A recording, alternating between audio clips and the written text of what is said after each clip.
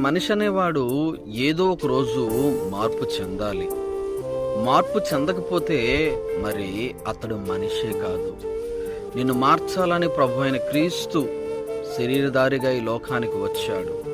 కానీ నీవు ప్రభువుని నమ్ముకొని పాపిష్టి పనులు మానకుండా ఇంకా ప్రభువుని బాధ పెడుతూనే ఉన్నావు. నీ కొరకు యేసు కార్చినటువంటి రక్తాన్ని మరి దుర్వినియోగం చేస్తూ ఉన్నావు. నీ కొరకు ఆయన చేసిన త్యాగాన్ని ఒకసారి గుర్తు చేసుకో.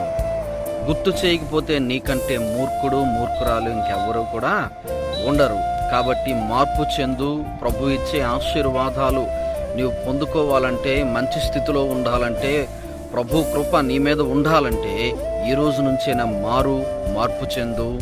మార్పు నీ జీవితానికి చాలా మంచిది. ఈ మాటల ద్వారా నీవు ఉత్తేజపడాలని కోరుకుంటున్నాను.